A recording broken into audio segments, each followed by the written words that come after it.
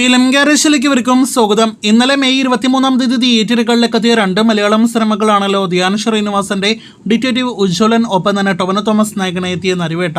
തിയേറ്ററുകളിൽ ഇന്നലെ റിലീസ് ചെയ്ത സിനിമകളിൽ ഏറ്റവും മികച്ച കളക്ഷൻ നേടിയെടുത്ത ഈ രണ്ട് സിനിമകളുടെയും ആദ്യ ദിവസത്തെ യഥാർത്ഥ കേരള ഗ്രോസ് കളക്ഷൻ പുറത്തു വന്നിരിക്കുകയാണ്. അത് പ്രകാരം രണ്ട് സിനിമകൾക്കും പ്രതീക്ഷ ലെവൽ കളക്ഷൻ തന്നെ വന്നിരിക്കുന്നുവെന്നാണ് ആദ്യം പ്രേക്ഷകർ അറിയിക്കാനായിട്ടുള്ളത്. ടൊവിനോയുടെ നരിവേട്ട എന്ന സിനിമ തന്നെയാണ് ഡിറ്റക്റ്റീവ് ഉജ്ജ്വലനേക്കാൾ 1 കോടിയിലധികം കളക്ഷൻ കൂടുതൽ നേടിയെടുത്ത ലീഡിൽ ഒന്നാമതുള്ളത്. നരിവേട്ട എന്ന സിനിമയ്ക്ക് ആദ്യ ദിവസം കേരളത്തിൽ 1,67 ലക്ഷമാണ് ഗ്രോസ് കളക്ഷൻ. തിയേറ്ററുകളിൽ ആദ്യ ദിവസം തന്നെ നല്ല അഭിപ്രായങ്ങൾ ലഭ്യമായ ഒരു ഇമോഷണൽ ത്രില്ലർ ഡ്രാമ വിഭാഗത്തിൽപ്പെടുന്ന സിനിമ കൂടിയാണ് നരിവേട്ട.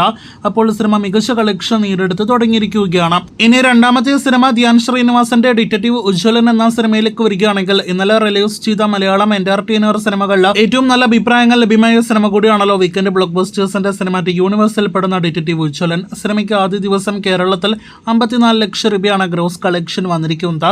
ഒരു ധ്യാൻ സിനിമ എന്ന നിലയിൽ സിനിമയ്ക്ക് വളരെ മികച്ച തുടക്കം ആദ്യ ദിവസം വന്നിരിക്കുകയാണ്. ഇനി ഇന്നത്തെ ഉൾപ്പെടെയുള്ള കളക്ഷനാണ് നാം ഉറ്റുനോക്കുന്നത്. ഇനി രണ്ട് സിനിമകളുടെയും ഇന്നത്തെ ദിവസത്തിലെ ബുക്കിംഗ് സ്റ്റാറ്റസിലേക്ക് വരികയാണെങ്കിൽ നമുക്കെല്ലാവർക്കും അറിയാം, കേരളത്തിൽ ഇന്ന് കനത്ത മഴയാണല്ലോ പെയ്തുകൊണ്ടിരിക്കുന്നത്. എന്നാൽ മഴയത്തും നമ്മുടെ രണ്ട് മലയാളം സിനിമകളും നല്ല ബുക്കിംഗ് നേടിയെടുത്ത് മുന്നേറിക്കൊണ്ടിരിക്കുകയാണ്. രണ്ടാം ദിവസത്തെ ബുക്കിംഗിലും നരിവേട്ട തന്നെയാണ് ഒന്നാം സ്ഥാനത്ത് നിൽക്കുന്നത്. മണിക്കൂറിൽ 3000-4000 റേഞ്ചിൽ സിനിമയ്ക്ക് ടിക്കറ്റ് വിൽപ്പന നടക്കുമ്പോൾ ധ്യാൻ സിനിമയ്ക്ക് 1000-ൽ പരം ടിക്കറ്റുകൾ, ചില മണിക്കൂറിൽ 2000-ഓളം ടിക്കറ്റുകളെല്ലാം തന്നെ വിറ്റഴിച്ചു എന്നാണ് നമുക്ക് കാണാനായിട്ട് കഴിഞ്ഞിരിക്കുന്നത്.